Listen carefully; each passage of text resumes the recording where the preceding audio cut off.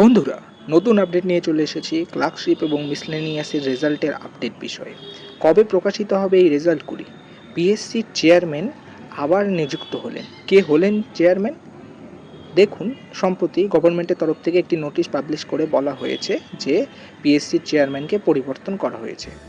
কি বলা হয়েছে এই নোটিশে? আসুন জেনে নিই। এই নোটিশে বলা হয়েছে, পশ্চিমবঙ্গ সরকারের নির্দেশ অনুযায়ী অবসরপ্রাপ্ত আইএএস অফিসার শ্রী অনিল ব্রাহ্মণকে পশ্চিমবঙ্গ পাবলিক সার্ভিস কমিশনের নতুন চেয়ারম্যান পদে নিযুক্ত করা হয়েছে। এর ফলে তিনি এখন থেকে পিএসসির সমস্ত দায়িত্বভার গ্রহণ করবেন। এই কোন নিয়মে তাকে পিএসসি চেয়ারম্যান পদ দেওয়া হয়েছে? ভারতীয় সংবিধানের ৩১৬ নম্বর ধারা অনুযায়ী।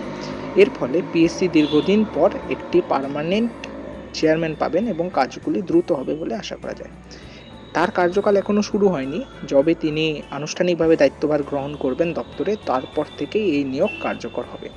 এখানে আরও বলা হয়েছে ৩ আগস্ট ২০২৬ তারিখে এই নোটিশটি পাবলিশ হয়েছে এবং এতে রাজ্যপালের আদেশক্রমে মুখ্য সচিব প্রভাত কুমার মিশ্র স্বাক্ষর করেছেন। এর ফলে বলা যেতে পারে পিএসসি দীর্ঘদিন থেকে আটকে থাকা নিয়োগ প্রক্রিয়াগুলি সচল হবে, পিএসসি চলমান হবে এবং নতুন নিয়োগের বিষয়ে কাজ শুরু করবে।